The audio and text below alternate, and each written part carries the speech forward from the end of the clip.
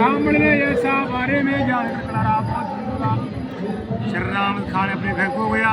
कलहार ने मन में सोच कर लिया, आज हमें ग्राम से कभी धन मिलेगा, उसी से सत्यनारायण भगवान का अवतार होगा। ऐसा मन में विचार करके ब्राह्मण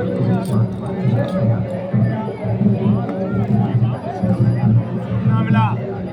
तब बूढ़ा कलहारा दाम प्रसन्न होकर पके केले की फली, शक्कर की दूध, दही, गेहूं का आटा लेकर के भगवान परिवार को भाई बुलाया।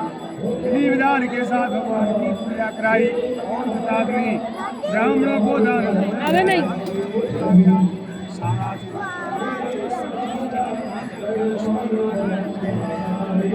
चढ़ाओ।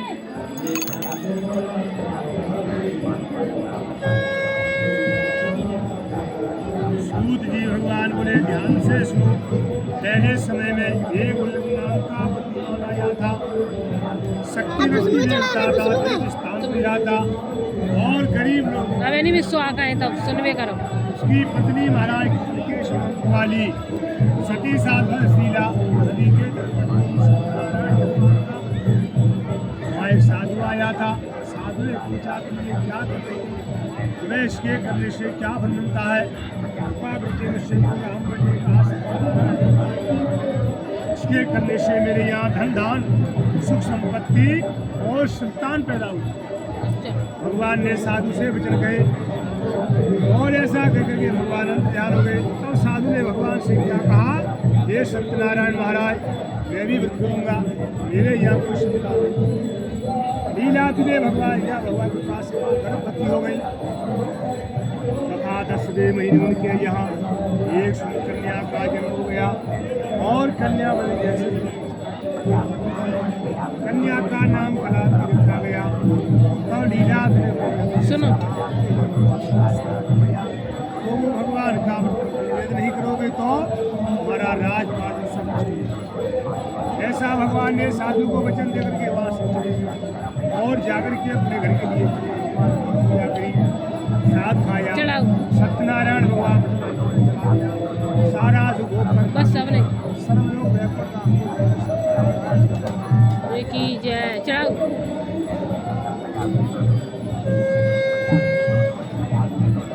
सूत जी भगवान बोले, सुनो। मंगलाचार यात्रा करके नगर को चला गया। दंडी सत्यनारायण ने पूछा, साधु तेरी नाम में क्या है? अभिमान में आगस्ते बोले, डंडी महाराज क्या पूछते, क्या तुम्हें धन लेने की इच्छा है? मेरी नाम में तो भगवान ने कहा, तुम्हारा सत्य। डंडी ऐसा के दूर चले गए, सब गिर गए और डंडी के जाने प्रवेश ने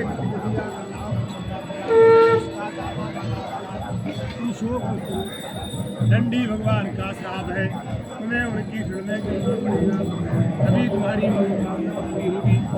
और डंडी के पास पहुंचा, अपने भाव से महान सुल्तान लगा।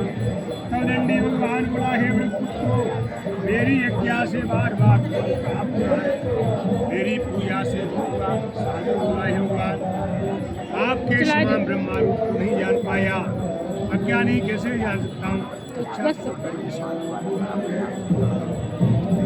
भगवान के भक्त जन की इच्छा अनुसार तैयार हो गए। तब उन्होंने ना प्रकृति का दास पुष्ट होकर पति से कलावती अपने पति को देख करके रोती हुई जमीन में गिर गई, जिस तरह नौका में डूबा हुआ।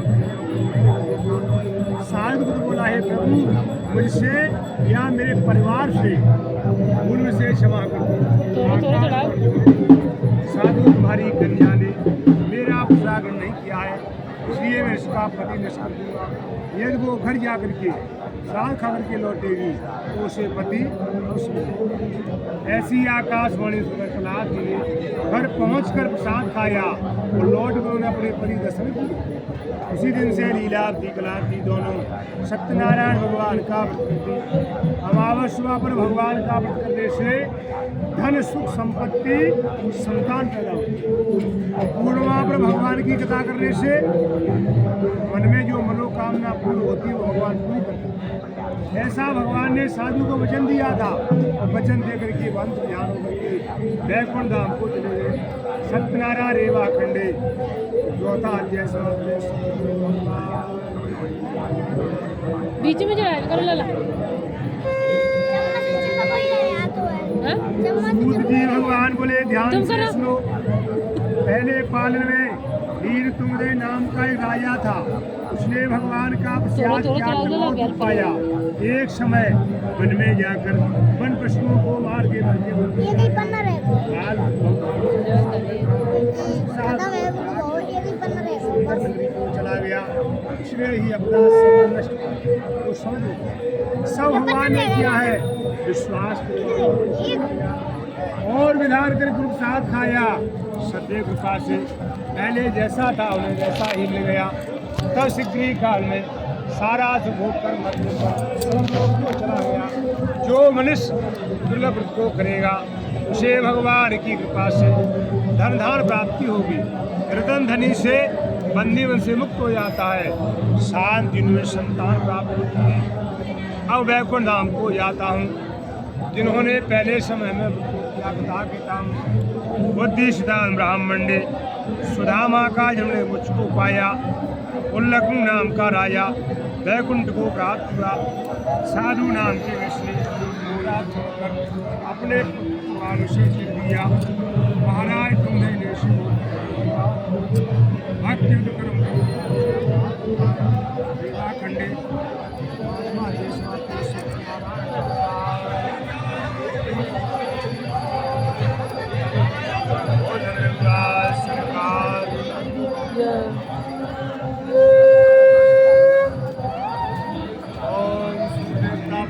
स्वाहा। डालो भैया। राम देवताभ्यो नमः स्वाहा। चढ़ाओ। ब्रह्म देवता तुम भी डालो, चम्मच से डाल दो। ब्रह्म नारायण देवताभ्यो नमः तू डाल स्वाहा। लाला। लक्ष्मी मैंने चढ़ा नारायण पाए नहीं। देवताभ्यो नमः स्वाहा। तुम हाथ से चढ़ाओ तो ये है। दुर्गा हनुमते नमः स्वाहा। शंकर भगवान देवताभ्यो नमः स्वाहा। विष्णु भगवान देवताभ्यो नमः स्वाहा।